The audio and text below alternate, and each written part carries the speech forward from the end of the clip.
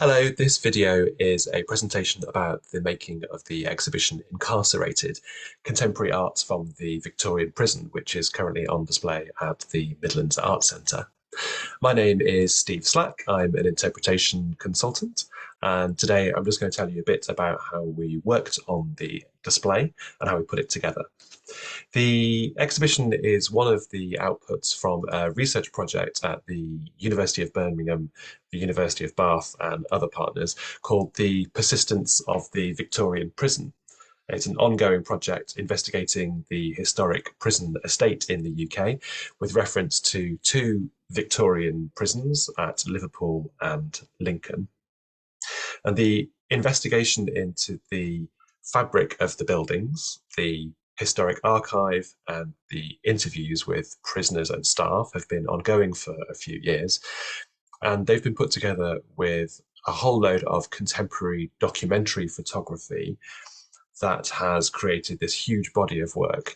And as it was an academic project, a research project, I was brought in as an exhibition making person to help shepherd some of those ideas that have emerged from the research and to advise on how that might be turned into an exhibition. So I thought today I'd just talk through some of the challenges that we faced when putting this exhibition together and how we dealt with those, and some images of the exhibition that we actually created. I suppose one of the first ones that we acknowledged at the beginning as a group of academics and me, that there was actually no curator in the room. That's not to say there was no expertise. There's a huge amount of research that had gone into this project, but we didn't start with a curatorial concept that was going to drive our work. And so our interpretive curatorial exhibition planning process was one where we came together and worked as a group. This group of people came together and became the curator, if you like. We convened a series of planning workshops, and my role was to bring people together and ask constructive questions throughout that. And this is what workshops look like, drawing on big sheets of paper and quite a lot of post-its. We used a questions-based model that is often employed in museum interpretation and sometimes in art galleries as well, which asks four big questions in the planning process. First of all, why are we doing this? What is the purpose of this exhibition? Secondly, who is our audience? What do we know about them and not know about them? And how might they approach this subject? What would we like to happen to those visitors when they come to the exhibition? The outcomes, visitor outcomes, we often call them. And then, and only then, once we've answered those slightly drier or more cerebral questions, do we ask the question, and how are we going to actually create this exhibition? What are the deliverables or the interpretive devices that we will use? So by asking ourselves these questions through a series of workshops, we came up with our curatorial concept. And this is how we get over the absence of having no curator in the room. We also faced a question around how to tell a story about contemporary society, where there are many, many stories available to us, but no one clear narrative. A huge amount of learning coming out of this academic research project, but not one message that we could boil it down to. And also how to do that within an arts venue. And clearly it would have been a very different proposition if we were putting this exhibition in a prison or in a museum or in a public space like a shopping centre. But we were working at the MAC, Midlands Arts Centre. So we looked at that organisation, went and stood in that space and said, what do they do here? What kind of exhibitions do they put on? And what do we know about their audiences? Who comes here and how can that help to inform? And we ended up realizing that actually the art that some of the prisons had created as part of this project was a really good starting point for exploring the rest of the material that had been gathered.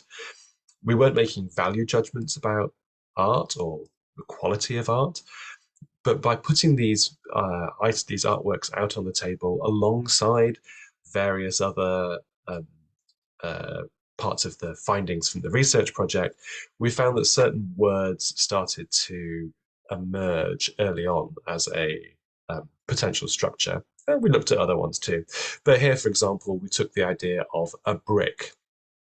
We had a brick from one of the prisons, and we had drawings that featured bricks in them. We had poems about bricks, and lots of photography of the brick structure of a Victorian prison. This idea of filtering our material around certain words, largely nouns, um, came quite early in our process, and we explored that along with others as a potential narrative or structure for the exhibition. The third challenge I wanted to draw attention to was just the huge amounts of information that we had available to us.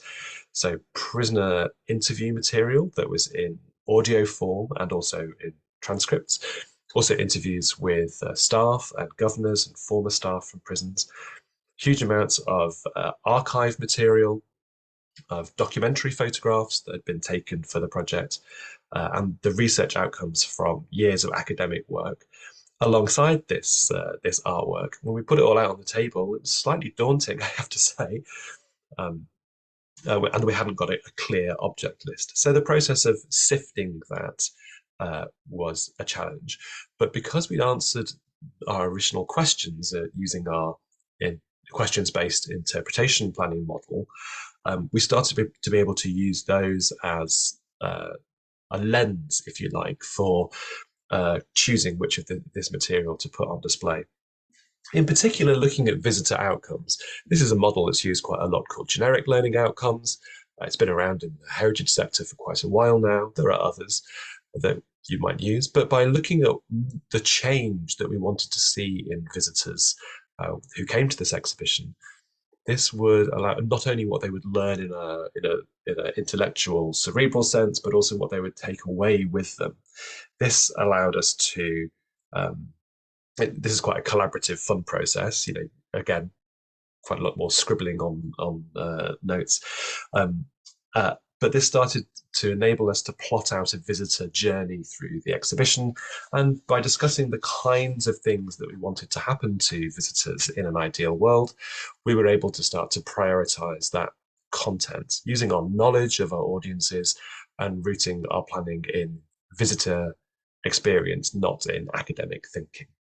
And this makes the sift a bit easier. It might look a little bit like organized chaos here on the table, but we could start to identify certain artworks and stories with these words that were coming to the fore. Our long lists of objects had to become shorter lists. Everything had to fight for its place to be in the exhibition. Editing down from what you see here to what ends up in the exhibition. Did we go too far? Could we have gone further? Maybe in terms of the number of words or the amount of content that were in there. I'd be interested to hear what people think about that. Because deciding how much to put in, or what to put in, and more importantly, what to leave out is really one of the big challenges of exhibition making. We really like the idea, though, of collaging. We looked at exhibitions in examples of exhibitions from other places. This idea of putting a bulk of material together. This one's just down the road in Birmingham Museum. Putting this material together and realizing that when placed next to one another, the sum of those parts can tell a bigger story than just one object on its own. And this also gave rise to some initial design ideas. So, for example, taking brick is some of our initial sift of our objects we wanted to include. This gave rise to okay, let's not say it's done by a designer, but we started having a little scribble about how that might work, and then what actually gets installed in the exhibition later. Obviously, we've been playing with size and scale in different ways then, but our concept has been realised. I guess the fourth main challenge I wanted to draw attention to was this idea of trying to keep away from some of the preconceived ideas that might exist around Victorian prison. So we were thinking about our audience and their potential associations or conceptions of Victorian Prison, perhaps their misconceptions at time. And we explored what visitors' potential expectations about Victorian prisons might be. The imagery is quite striking here, and we were very clear that we didn't want to sensationalize or um, make over dramatize the the content. There's no set here. There's no uniforms. There's no gates or doors or recreated prison spaces. And we didn't really need to actually, because the detail actually is in the content. It's in the photographs and the documentary material. That meant we didn't really need to recreate anything. We have real authenticity here. So by not patronizing and not dramatizing and certainly not sensationalizing, instead, what we were really trying to do was to personalize, to allow experiences of one, which you might show through, for example, a quotation, to stand for the many. And you can see another constraint here as well, which is not identifying or naming anybody. They're using certain photographs that haven't got faces in or identifying features, because we can't identify anybody who has been or is currently incarcerated in either Liverpool or Lincoln prison. So with these workshops that we worked through, planning each stage of the project, I would chair those, bringing together our colleagues to provoke them, to suggest ideas, maybe to warn in some instances, and to offer some experiences. And my job was to keep the momentum going and also to keep track of the agreements as we made them, and to ensure that when we were, for example, sifting material, we could make reference to the agreements that we'd already made in previous workshops. So all of that content gets summarized into, well, it's quite a dry document really, but an interpretation plan. It's a document that brings together all of our thinking and holds it in one place. And it allows us to move forward into the design stage. This is, in a way, an interpretation plan is, and on this occasion was, a brief for the designers. It might look quite a simple exhibition. It's largely 2D and things stuck on the wall in display cases, but there are a lot of moving parts in this exhibition, a fair few printed elements, screen graphics on the walls, quotations and poems, artworks, sometimes framed, sometimes 3D objects in display cases, documentary photographs. Putting all of those together in a way that actually tells a physical story is another challenge, and that was we worked through that in the design process. And then it all needs coordinating and installing, which took 4 days at the Mac. So how do we know if what we've created is any good? Well, we have our generic, our visitor outcomes, which we wrote at the very beginning of the process. We can look back at those and say, are visitors doing any of the things that we anticipated or hoped that they would? And we can measure that through what we sometimes call summative evaluation, watching visitors in the space, talking to them, getting feedback from them. You might do a questionnaire or a focus group, although this is quite a short run exhibition, so there isn't quite the time for that. We're collecting anecdotal feedback from visitors and from staff at the MAC. And there's also postcards that visitors can fill in inside the exhibition to put together an idea of what is actually happening to visitors. We don't just make exhibitions and then hope for the best. We actually want to see that the ideas and the intentions that we have, that we had earlier in the process, have been realised. And we're welcoming thoughts and comments, positive, constructive, or otherwise, about our work. So if you have any feedback that you'd like to offer to us, then we're all ears. We are really proud of the exhibition we've put together. It was done in a comparatively short amount of time, but we think we've done a half decent job, and we hope to hear from people what they think about it. Okay, we hope you enjoy your visit to the exhibition. Thanks very much for watching.